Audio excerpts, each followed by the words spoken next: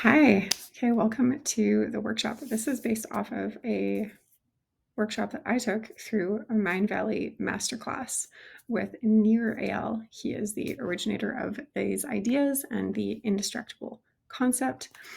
Um, Basically, the idea of the workshop is, in a nutshell, it says, the more deliberate you can be in your life, the higher the quality of your life, and the better you can move towards your goals. Focusing on your massive goals and prioritizing quality social time will naturally move you away from what no longer serves you. The 4 keys or 4 steps to indistractable focus is the name of the workshop of the course. And distractibility is not a new problem. Plato wrote about distraction 2,500 years ago. What is new is that our technology is more pervasive and more persuasive. And so we're talking about it a lot more now. But we need to learn to be indistractable. And we have to do that for ourselves because no business or technology is going to tell us to stop giving them our attention. Being indistractable starts now, actually, in the decisions and actions that you're taking in this moment. So do yourself a favor and put your phone on airplane mode. If you're watching this on your phone, then turn your notifications off or close your door. Make sure that you don't have any distractions for the next 30 to 45 minutes. Place your phone at a side if you need to. Make a commitment now. Commit to learning, right? Make sure that you have a notebook handy, something to take notes with. Commit to taking action on what you learn. And make sure that you're taking notes on the key action steps and any helpful techniques and any new habits that you are learning about so that you can implement them. Give you a moment to do that now.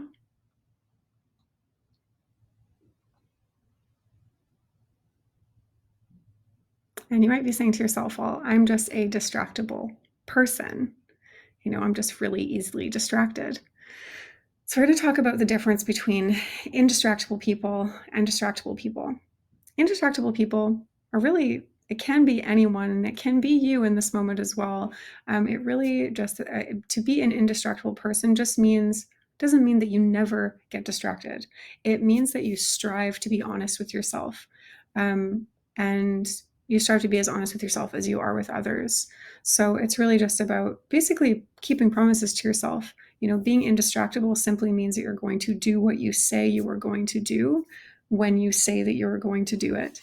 And this could be quite challenging for some of us, when we don't have the right tools and when we don't really understand how we're getting distracted or what we can do about it. So indistractable people understand how they get distracted. They understand what their distractions are and how that happens, and then they do something about it. That's the key. And then they do something about it. That's what an indistractable person does, is they do something about the distraction. It's not something that they just allow to keep happening over and over again. They ask themselves, what can I do today to keep me from getting distracted tomorrow? I'll give you a moment actually, if you have your notebook out, to write that down for yourself. What can you do today to keep yourself from getting distracted tomorrow?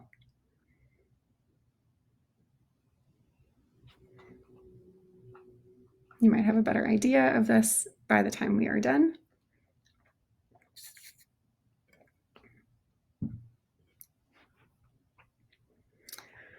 Okay, and distractible people.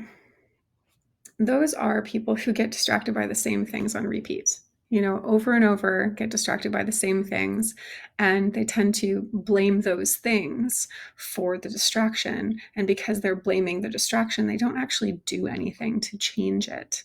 And a mistake repeated more than once is a decision. It is choosing to not take responsibility for the things that are taking our attention away from the things that we should be focusing on. That's not the fault of those things. It's a choice that we're making, and we need to recognize the power that we do have in making different decisions. So choose to be indistractable. Focus is making decisions and it's taking action. It's not a character trait. Anyone can be indistractable. if you are committed to making different decisions and taking different actions than you have always taken. Okay, it is journal time now. So let's reflect again. If you had the power to be indistractable, what would you focus on? What would you do? And what would you accomplish? Now, basically, what's your major motivation for being here? I'll give you 2 minutes to go through this now, and I will time it starting now. So if you had the power to be indistractable, what would you focus on? What would you do? And what would you accomplish?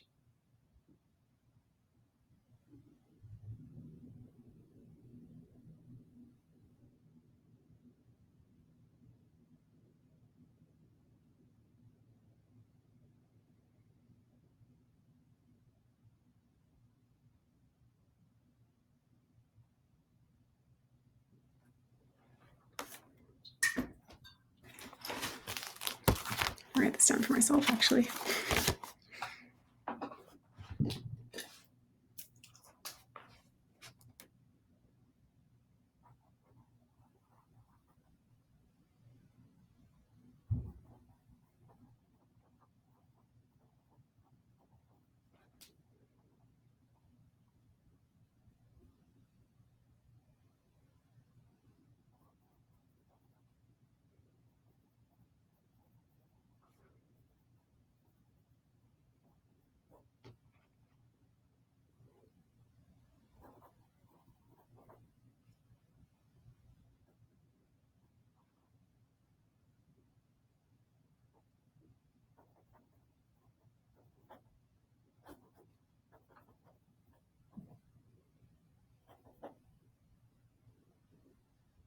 Got 30 more seconds.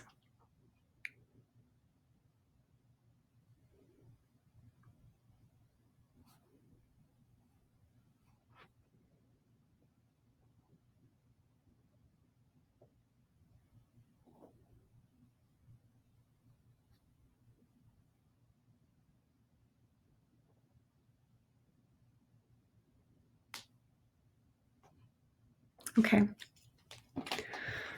So what is distraction anyway? What does that even mean? It ultimately means to pull.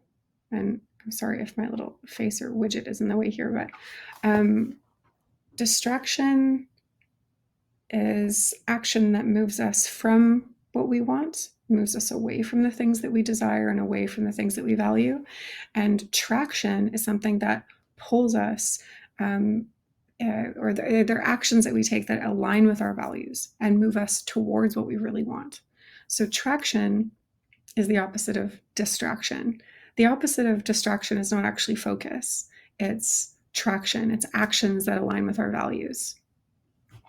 That's what we need the focus for, right? Or what we say we need focus for, are these actions that align with our values. Distraction doesn't actually happen to us. It is an action that we take, right? Traction moves us toward what we want, and distraction moves us away from what we want, but it is centered in action, in choices that we are making.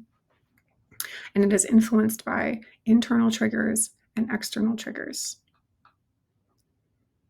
And any action that we take is either traction or distraction. There's only two options, depending on what it is that we want, right? The most dangerous form of distraction really is a distraction that tricks you into prioritizing urgent and easy at the expense of important hard work that we have to do to move our lives forward according to the goals that we have and according to our values. And it's entirely okay to, scroll social media if you want to, do whatever you want with your time, but do it on your schedule according to your values. Any time that you plan to waste is not wasted time. time that you plan to take for yourself, time that you plan to rest, is not wasted time. That is planned time, that is intentional, and that's traction. Really, traction is about intent. Focus is about intending to focus, ultimately, making space for it, right? And knowing what it is that you're wanting to get done. Intention. So where does distraction come from? Right? Where is it coming from? I mean, we know that it's coming from like inside and it's coming from outside. So let's talk about external triggers for a second.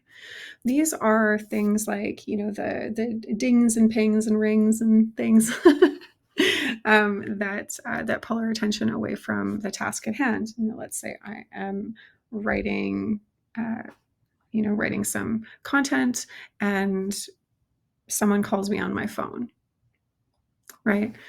If it is someone that someone that I really value and I really love, it might be especially distracting in that moment because I'm currently working on something.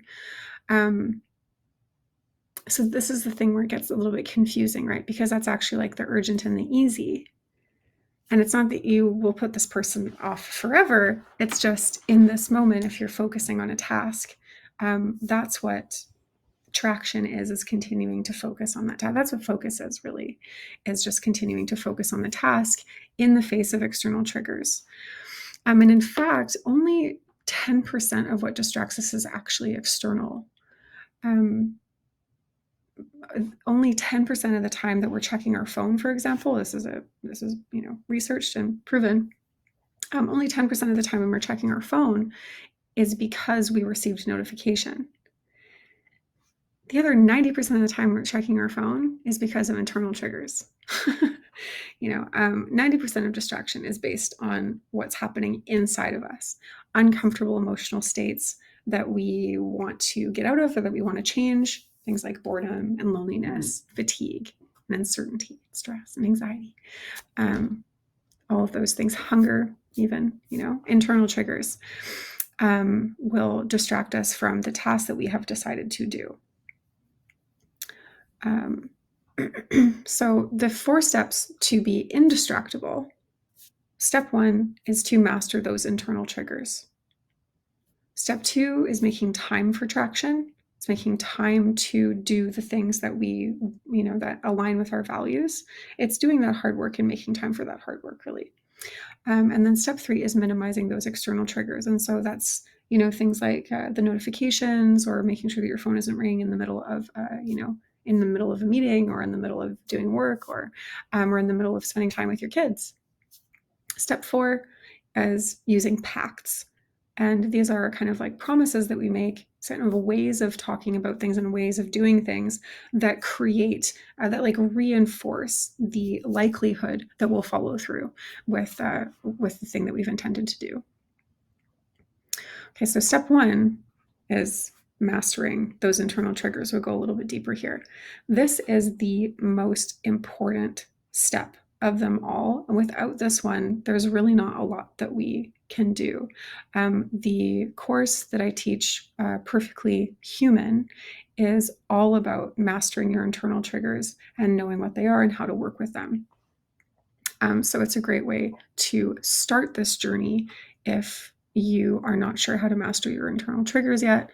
I will link the course below, or at least the application for the course. It's really important to understand the triggers that we are trying to escape from and how to be with them. It's also about understanding our motivations, why we do what we do and why we want what we want. Ultimately, all motivation is connected to escaping some kind of uncomfortable psychological state. That's the truth. That's the science about it.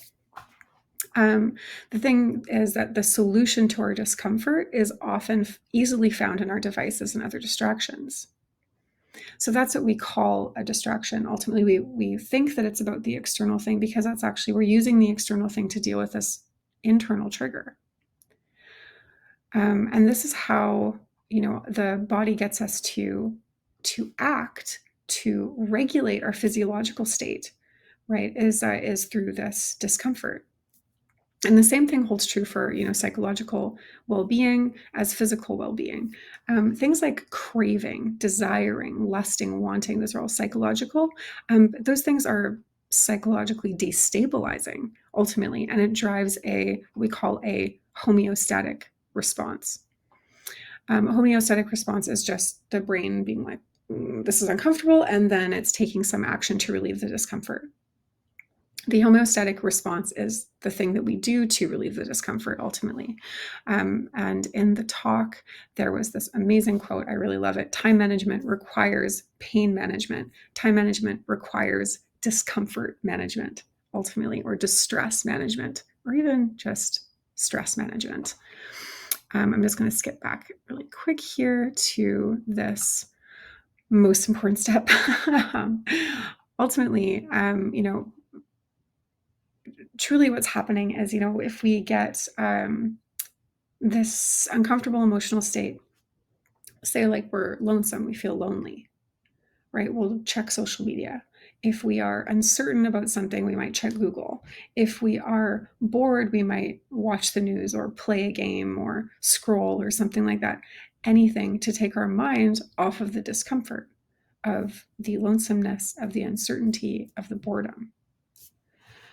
The thing is, when we suddenly focus in on the kind of the thing that will relieve our discomfort, we end up blaming that as the distraction, but it's actually not knowing how to deal with the discomfort without those distractions, right? Without taking that action away from what it is that you're wanting to do and accomplish. Okay, so this is something to try when you do feel that discomfort coming up. If you feel bored, if you feel, you feel like, lonely, or you feel just like a craving coming on for a cigarette or for some sweets or something. Of course, depending on what your goals are. But really, don't tell yourself no when you do feel that feeling come up. Don't tell yourself no. It's just like, if you have the phone call coming in from a friend, or a parent, someone that you really love, don't tell yourself you're not going to answer the phone. Just tell yourself you're not going to answer it yet. It's when I'm done this task, I will call them back. That kind of thing. When you kind of get back to the task at hand. Or if you are craving a cigarette or something, you can set a timer for 10 minutes and you can just kind of surf the urge. It's best to get back to the task that you were just doing when you kind of had that feeling or that craving. But you can also just acknowledge the nature of these states of craving and things like that. And they crest and they subside. When we're uncomfortable, we perceive it as though it's going to go on forever. It's just a trick of the mind. But if we give ourselves a few minutes and we talk to ourselves compassionately while surfing that urge, 9 times out of 10, you'll be back to the task. Discomfort subsides. And when you say you're going to work on something, that's what you do and nothing else. When you say you're not going to do something, don't do it. And that doesn't mean, never ever. It can mean not right now, right? This is just about really starting to be in more intentional time management, ultimately. Okay, and speaking of time, make time for those traction activities. Make time.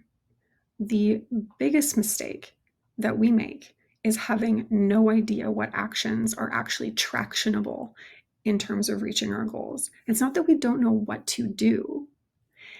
It's just that we don't put them into our day, right? We don't plan to do them. We know that, to get healthy, we need to exercise and eat right, but we're maybe not putting, workout time or meal prep time in our calendar.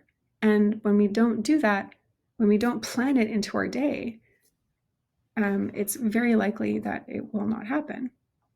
There's this a quote from the talk, actually, if you don't plan your day, somebody or something else is going to plan it for you. Right? I'm just going to skip back here for a moment. Oh, that was forward. Whoops. So ultimately, knowing which actions that we need to take is so important, because time is currency in a lot of ways, right? We say time is money. We spend time. We pay attention. We really need to start treating our time as a valuable commodity, as the valuable commodity that it is. Time and attention. Be generous with money. You can always make more money, but be stingy with your time. You cannot make more time, right? Everyone has the same 24 hours in a day. So when you catch yourself or catch other people going, like, I couldn't focus, I couldn't do what I wanted, my kids, my boss, blah, blah, blah. If you don't know what your traction activities are, right? So this is the idea, that we need to know those tractionable activities. If you don't know what they are, how can we call these things distraction, right? Because traction and distraction are opposite to each other. So we need to know what the tractionable activities are to call anything a distraction from those activities. And we need to have planned for them. So how do we turn our values, what we think is important, into these time? Like, how do we turn that into time? How do we traction our time, or turn our time into traction? Right? How do we make time for that?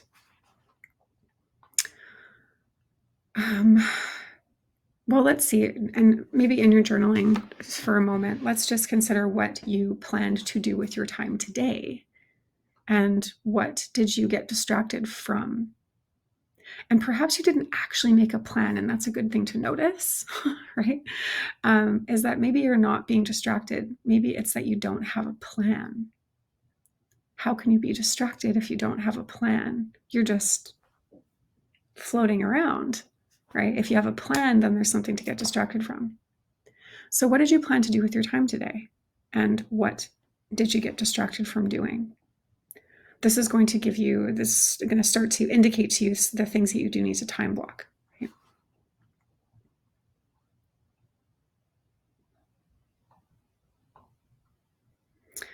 To become indistractable, we have to define how we want to spend our time.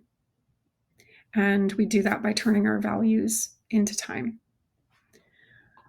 And values are the attributes of the person that you want to become.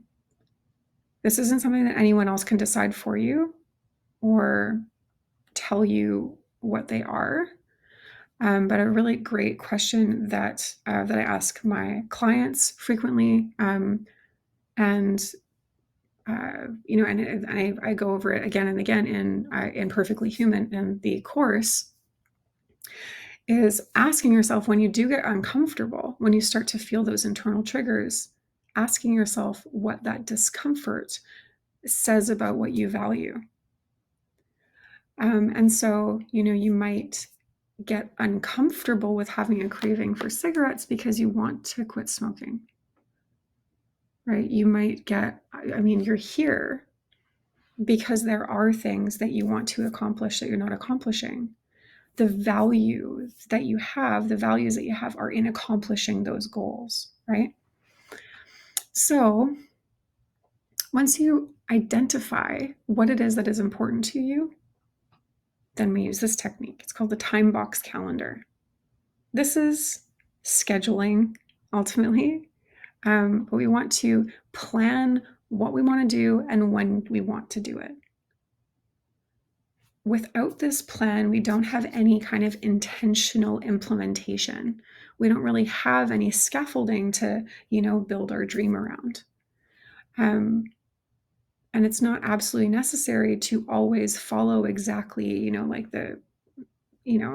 exactly what's on your calendar. Things come up. However, that's distractibility, is when you stop following what it was that you intended to do. Now, it's really important also, though, to plan in like fun things. So this isn't just about, making plans for your business or, getting fit or whatever, right? It's just about planning what you want to do. And that's the key here is what you want to do. Plan what you want to do and when you want to do it. Just make a plan. Okay. But step 0, I'll say this is step 0. This is actually not part of the workshop, but I really think that this is a very important piece, is to choose a day planner or a calendar or a time blocking app to use. That's step 0, right? The first thing that you want to do before you get into, if you don't have the technology, you're not going to time block, right? So choose a day planner, calendar, or a time blocking app to use. And I have some suggestions here. And when you're looking for an app or some kind of technology, you want to make sure that it shows your calendar and your tasks in one place, that it has a drag and drop option to move your tasks into the calendar and block time for them. And you want to make sure that it's simple, that it supports batching your tasks so that you can group similar tasks together. That's just going to make you more efficient, more effective, and kind of stay in a flow. You want day theming to be possible, to let you focus on only one task a day or one family of tasks a day. Again, this is a real hack for focus. And you want it to prevent that multitasking and context switching that happens. And you want it to integrate with your current calendar app, right? And your current project management tools that you might already be using. I personally use one that's called ClickUp. It's free. I think there are premium versions, but the free version is excellent and has all of these particular qualities. It's wonderful. So that's my recommendation. This isn't, this isn't sponsored or anything like that. I really do think that it's a good one to use. And I do integrate it with my Google Calendar and all of that good stuff, and my scheduling calendars. So that's where we want to start, is finding something that will work for you. And you might have to try a couple things, before you find the right thing or the perfect thing for you. I will mention there are a few others that are very good time blocking apps. So ClickUp obviously is my first choice, but there's one that's called Clockify. There's Hour Stack, Time Camp, Plannyway, Time Block with a C, not CK, Clockwise, Plan. There's a lot of different ones that you can use, but I really like ClickUp. I think that it's just the most comprehensive and it's free. So time blocks, step 1, look at the week ahead. If you do not have a calendar app going just yet, no problem. Until you find one, just use a piece of paper and divide it into 7 columns, or 5 if you're not going to include your weekend. Look at the week ahead. Just have it in front of you. Step 1. I will do a workshop on this next week, actually. So stay tuned for that one, because I would like to go over this in greater detail. Time box step 2 is asking yourself, how would the person I want to become spend their time? So take some notes for yourself. This isn't about necessarily putting into the calendar just yet, but recognizing how the person that you want to become might spend their time. So, maybe it's making sure that you, make time to make yourself a healthy breakfast in the morning before going to work, so you're not tempted by the donuts or something like that, or it's making sure that you, block some time at the end of your day to maybe just even clean up a little bit before you go to bed. Something like that, right? So how would the person that you want to become spend their time? There's these life domains that you want to look at. You are the most important one, the most important thing in your life. No one else has you at the center of their world. You need to be in the center of your world. So prioritize you, which means the first things that end up in your calendar, the first things that you want to block time for, is you, your health, fun, self-care, reading, learning. For your health, do you have time in your calendar blocked for exercise, for rest, for making healthy meals, right? Do you have the time blocked in your calendar to see, to to kind of do the things that you need to do for yourself, like take a hot bath or meditate or, whatever. Or maybe it's just sitting back and watching Netflix a couple times a week. But block it in. It'll make you feel, no matter, like, it will, when you are doing those things intentionally, it feels good. When you just find yourself Netflix and chilling every night of the week when you need to be doing other things, that doesn't feel very good, even if it's fun at the time. But if you schedule it, you look forward to it, it actually gives you more dopamine the rest of the time as well. Okay, and then the next thing that you want to schedule in. So first thing, schedule in all those things for you. Make sure that you know exactly what it is that you want to do and how you want to be spending your time for yourself, for things that are good for you. And then you move into relationships. So schedule in time with friends and family, right? Make plans with your friends. Choose a time to call or visit your family.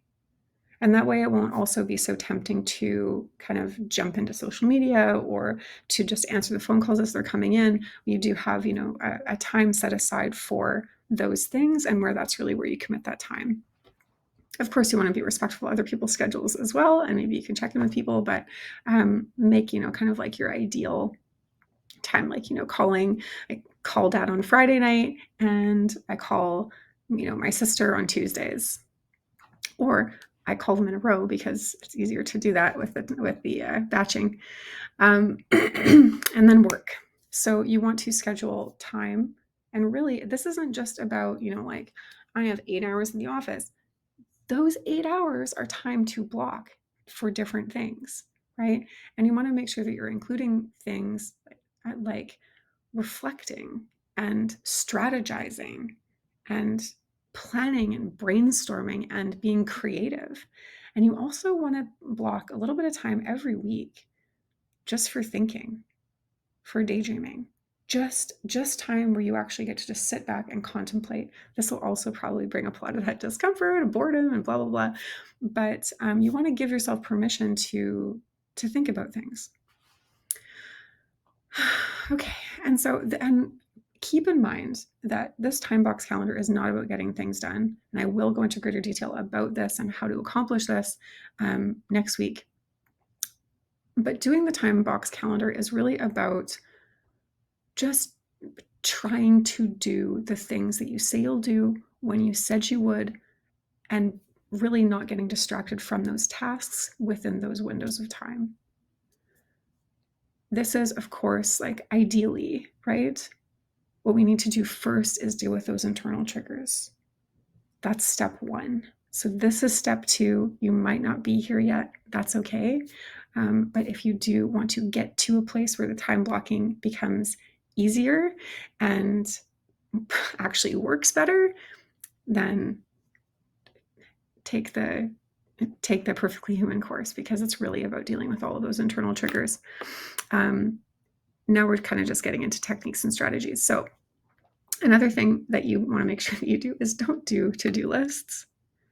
Do the time block calendar instead of to-do lists.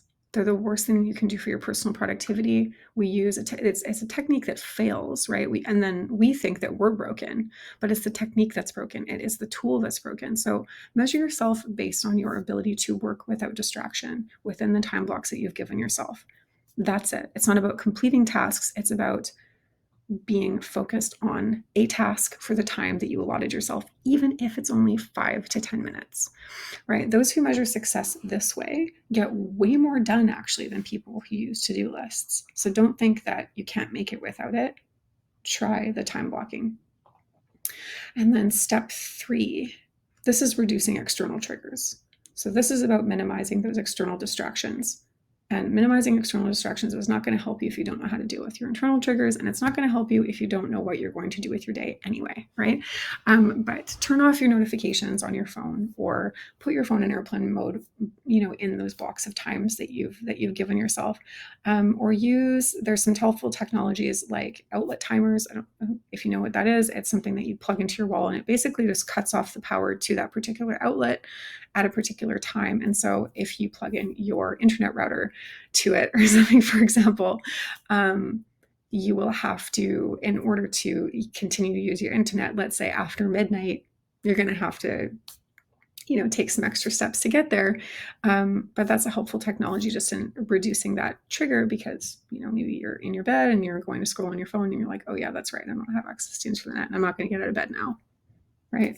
There are also some helpful apps. They're listed here: Self-Control, Forest, Freedom. There are many, many really cool apps that are super helpful. Off Time is one. Minimalist Phone. That is one of my personal favorites. It just changes all of the widgets on your phone to a list in black and white and like words, and you kind of have to search for the app that you're looking for instead of having those widgets kind of like pop up at you, because those are conditioned triggers now, right? After using them so much.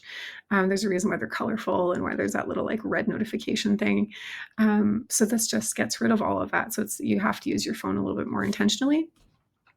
The question really is this trigger serving me or am I serving it? Because you can use your technology to trigger certain activities, like setting an alarm for yourself to get up in the morning or setting a reminder, to take the recycling out or whatever. Is it serving you or are you serving it? If it's an advertisement that's popping up, it's probably that's self-serving. It is serving itself. If it is, a reminder that you set on your phone, if it was an intentional, amazing, right? You're using the technology for you. Okay, and step 4, again, not going to work unless you master the first 3. But if you have done all of those things, like we'll take the internet, router thing, for example, right? It's like, even though, because it's at the end of your day, it's like after you've accomplished everything, like you just kind of have a tendency to go on your phone and scroll in bed. Even though sleep is actually quite important to you. So let's say that's part of your goals is to get really good rest and to make sure that you're going to sleep, at least by midnight or even by 10 p.m. And so the last line of defense is to make a pact with yourself and to set up basically firewalls, right? Defenses against distractibility. So there are a couple different ways of doing this. I'll just kind of explain what pacts, where this comes from anyways, this idea of a pact. So these are called Ulysses pacts. Ulysses is a Greek character, a Greek hero that makes a pact to sail past the sirens, right? And no one can resist their song and their beauty. But he tells his crew to plug their ears with beeswax, I think, and bind themselves, like actually physically tie themselves to the ship, so that even though they are naturally very, very attracted, and and these sirens are just so beautiful and their song is so beautiful, they will not throw themselves to their deaths, right? They have stopped them from hearing the sound, and they have now tied themselves to the boat. Changing something today to prevent distraction tomorrow is basically what these pacts are about. It is about prevention, right? And so you might do a price pact, which is putting money on the line, right? You get to keep the money if you do the thing, and you give it away if you don't do the thing. If you're trying to quit smoking, for example, you might say to a friend, hey, I'm trying to quit smoking. If I go for a week without smoking, then awesome. If I smoke before the week ends, then I need to give you $100, and let's keep that going, as time goes on. That's a price pact. Or you might even just like make it with yourself and have a promise that you make with yourself, which is like, I'm going to do 10 push-ups a day, or I'm going to burn this $10 bill or whatever. It's like on the days that I don't do the 10 push-ups, then I need to get rid of this $10. You'll do the push-ups ultimately, right? If you know how to deal with those other things, and also if you even know what you're trying to do, right? And you have a good idea of what the values are and the actions that are aligned with those values. So this is really the last step. An effort pact is another one, and this is very much like the internet router. It increases the effort required to engage in the distraction, right? It just makes it harder to do the thing. If you have to get out of bed and restart the router and all that stuff, it's just going to force you to sit back and ask if it's really worth it. It reminds you of the goal that you are trying to accomplish, which is, maximizing, like optimizing your sleep, something like that, so that you can have more energy in the day and play with your kids and, you know, enjoy your time and be in better mood and all those other things. So the effort pact just makes it harder to get distracted ultimately. And the identity pact is the most powerful one, actually. This is a commitment, a pre-commitment to the identity that aligns with who you want to be. And so if you say to yourself and you describe yourself as a, I don't know, we'll say like a great leader, right? Like you're a really great leader, a really great boss, a really great person to work for. Changing your self-image will change your behavior. You are going to, with this new identity, empower yourself to make decisions based on who you believe you are. With that belief, you will operate differently with the people that you're working for or working with and the people who are working under you. It's also the same thing with vegetarians. They decide, well, I'm a vegetarian, and it just makes it easier actually to say no to bacon. Pretty hard to say no to bacon. But if you're a vegetarian, that's your identity, and that makes it easier to say no. And this is the most powerful pact that we can make right now, is to tell yourself that you are indistractable, right? Stop telling yourself that you're a person with a short attention span or an addictive personality, and instead tell yourself, I am indistractable. Empower yourself to respond well to whatever distractions come your way, right? I tell yourself, I value my time and attention. I don't allow my time and attention to be controlled by other people or by other things. I decide how I spend my time and how I live my life. It's very empowered. It's very strong. It's also why my course is named Perfectly Human, is because it is a way of identifying with your humanity instead of identifying with maybe your accomplishments or something like that. So yes, tell yourself, I am indistractable, right? Focus on your big goals and prioritize quality time with your friends and your family. You will naturally move away from the things that no longer serve you. You will be more deliberate in your life, and it will be much easier to move towards your goals. Thank you so much for joining me for this chat. I will post some more information soon about the next workshop, which will basically be getting into step 2 and the time box and time blocking calendar. So yes, thank you again, and also thank you Mind Valley and Nir Eyal for the information that was shared today. I give them credit for that. Good luck with everything, and please let me know if there's anything that I can do to support you.